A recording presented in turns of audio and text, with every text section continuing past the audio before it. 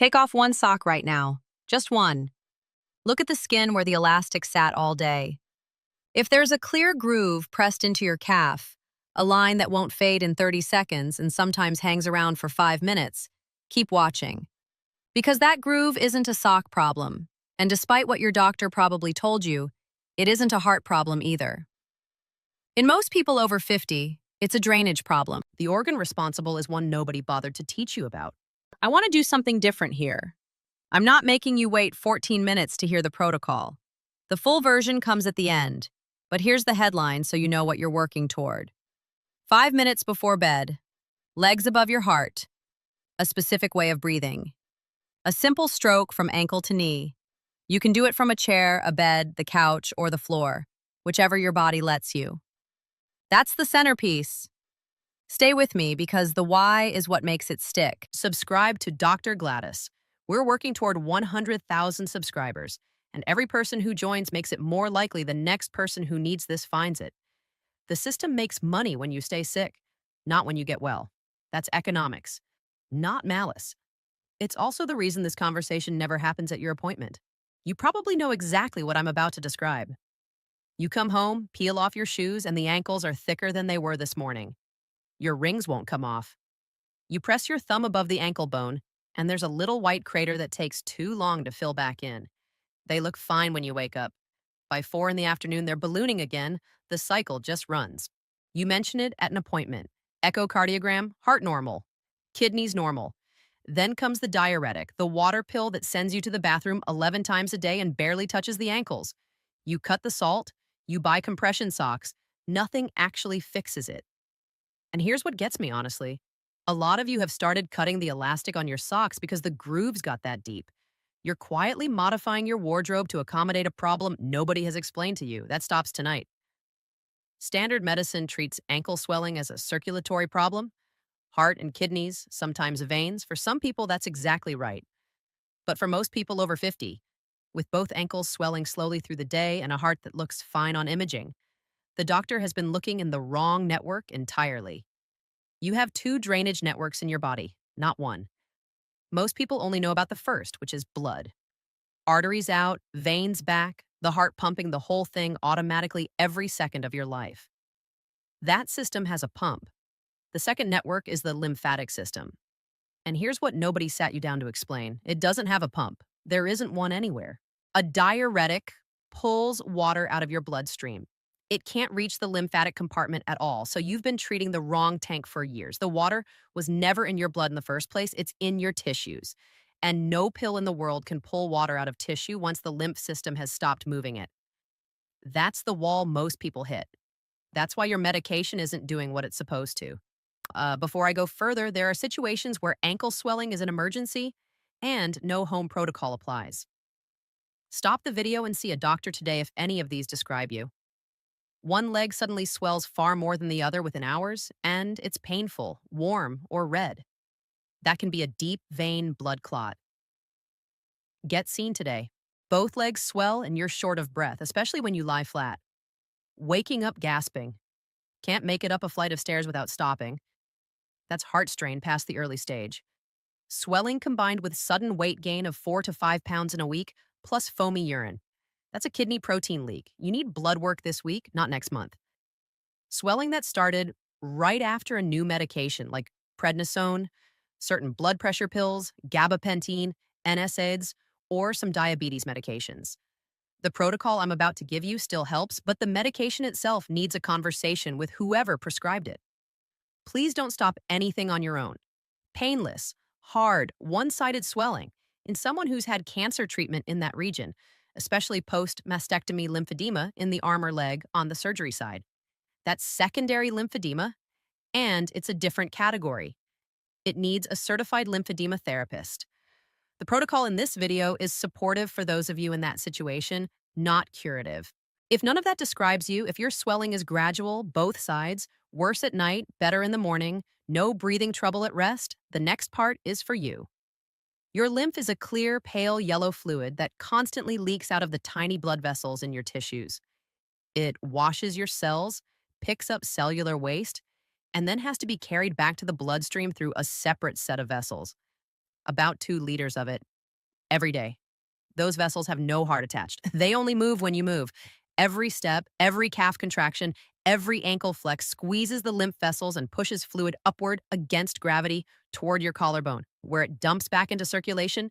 Stop moving for 3 hours, sit through a movie, fly to see your grandkids, and the conveyor belt stops with you. When you're 30, this is forgiving. The vessels are elastic, the valves are crisp, a walk to the mailbox restarts everything in minutes. After 50, several things change at the same time. The vessels stiffen, the valves start to leak, and the connective tissue around your ankles loses its scaffolding. Fluid leaks out faster and the system clears it slower. The reservoir grows. Now, here's the part that astonishes people, and I want you to really hear this because it explains why so many of you wake up at 2 in the morning, then 4, then 5. You spend your day vertical. Fluid pools in your ankles by gravity. Your lymph can't keep up. By evening, you might have a half liter or more sitting quietly in your calves. You climb into bed. You lie flat. Gravity stops pulling that fluid down.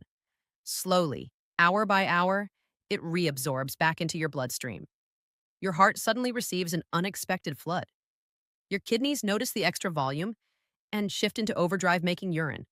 So you wake up at 2, then 4. Every time you stand up to use the bathroom, the cycle starts over. The nighttime urination isn't a separate problem from the ankle swelling. It's the same problem at a different hour. Fix the daytime drainage and you stop waking up at night. That part of the protocol is the part most viewers don't see coming, and it's often the change that surprises them most. One more trigger I want to flag: heat and humidity. If you live somewhere warm or summer hits, or you're watching this from Manila or Phoenix or Mumbai, the swelling gets dramatically worse. Heat dilates your capillaries, more fluid leaks into tissue, and the protocol matters more in the heat, not less. Let me tell you about someone I'll call Dorothy. 67 years old, retired teacher. She walked into a clinic convinced her heart was failing. For 2 years, her ankles had been thickening by evening, at first only a little, then enough that she couldn't wear the shoes she'd had for years, so she bought wider ones. She finally mentioned it. Echocardiogram ordered. Heart fine. Ejection fraction 62%, completely normal. But Dorothy was still swelling. She was put on a diuretic. Took it for 6 months. She ran to the bathroom constantly, became dehydrated and exhausted, and the swelling barely changed. Then she said the thing that unlocked the picture. She said, "The strange thing is, when I travel and I'm walking around all day, my ankles are actually better." Movement made it better. Sitting made it worse. Her heart was fine. Her kidneys were fine. Her veins on ultrasound showed only mild age-related changes. What Dorothy had was a lymphatic drainage problem that no pill could fix because the fluid was not in her bloodstream. It was sitting in her tissues. 3 weeks on the protocol I'm about to give you. By the end of week 1, the sock marks were gone in the morning. By week 2, she was sleeping past 2 a.m. By week 3, her ankles at 9 p.m. were the size they'd been at 9 a.m. Her lymph system was finally being given a work shift that fit her life. Hey, sorry to interrupt for just a few seconds, but I genuinely couldn't keep this to myself. If you're over 50 and you've been feeling like your skin just isn't responding the way it used to, this is exactly what changed everything for me. This is the Age Reset Protocol, a science-backed guide specifically designed to help your skin renew and reset after 30. And trust me, it works even better after 50. It covers everything your dermatologist never tells you, the real reasons your skin ages faster, and the exact steps to slow it down and bring back that glow. And here's the thing, it's only $27.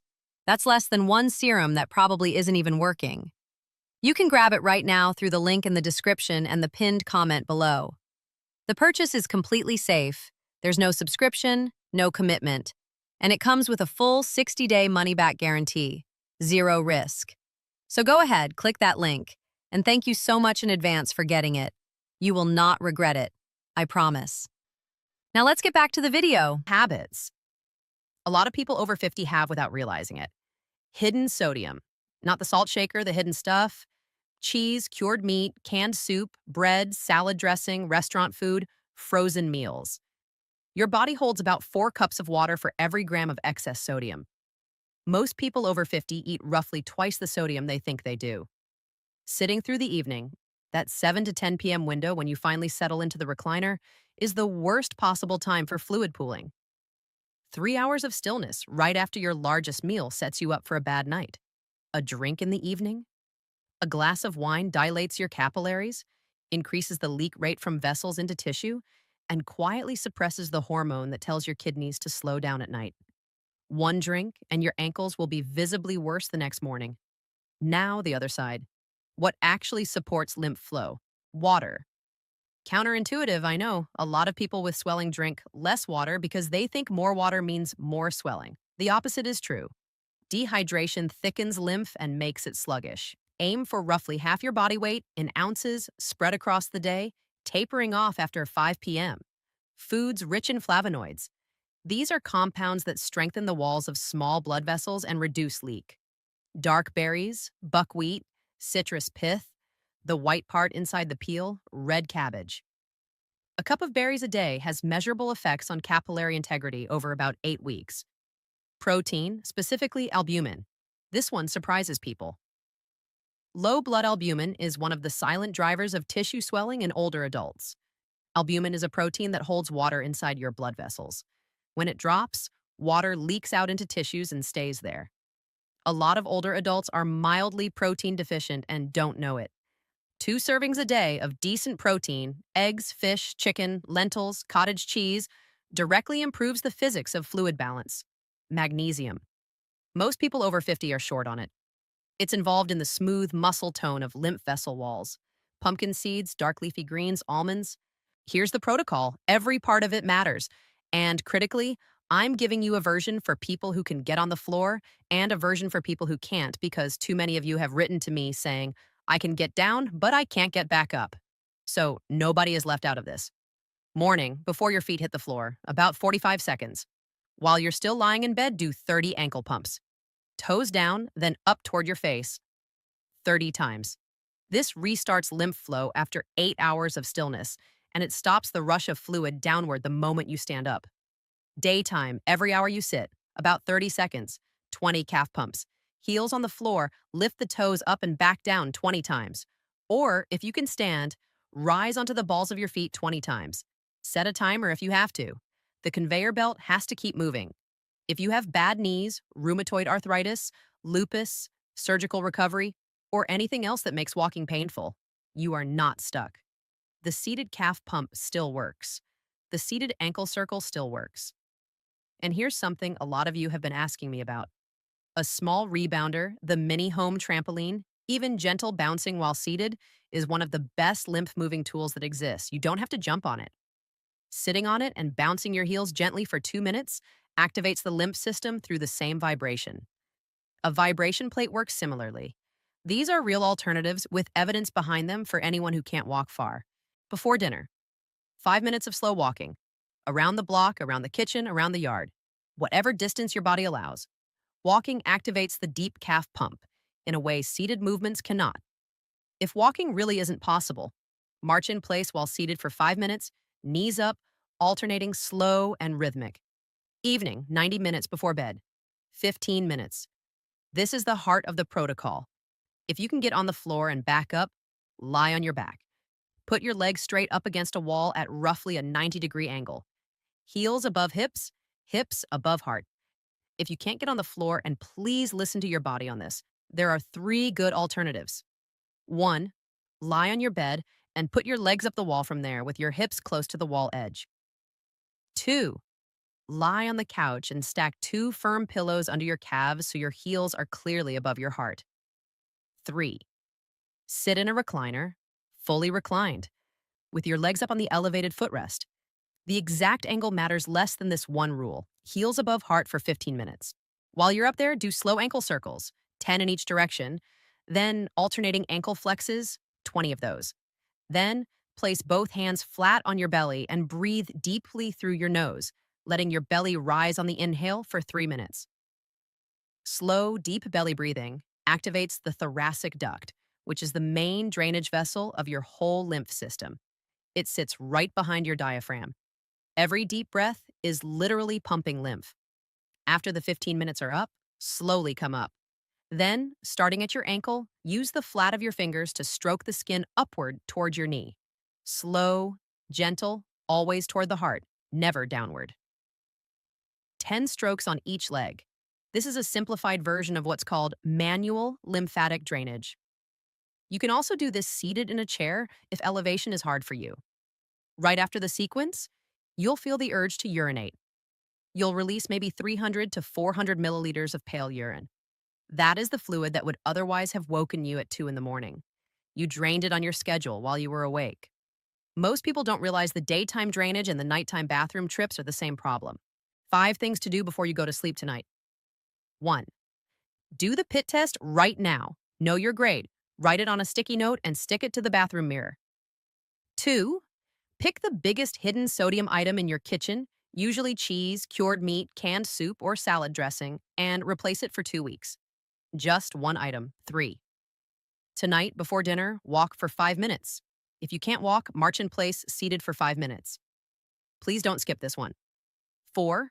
90 minutes before bed, legs above heart for 15 minutes.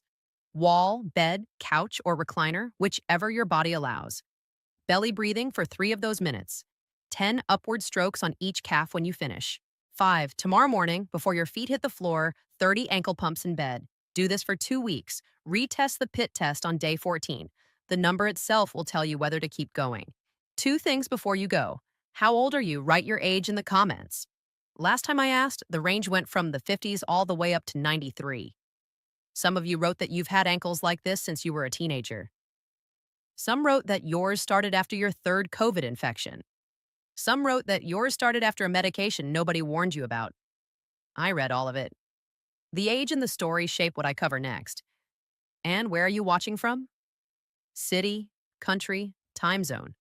Trinidad, Kenya, Manchester, Manila, Phoenix, Saskatchewan. Write it down. If someone you love has ankles that swell at night, send them this video. They've almost certainly been told it's their heart and almost certainly been handed a pill that doesn't reach the real mechanism. You may give them the explanation nobody bothered to give them. Your ankles aren't betraying you. They're a drainage system that stopped getting the signals it needs to run. Give it 5 minutes a day, in whatever position your body allows, and the difference is real. You see it in the mirror. You feel it in your shoes.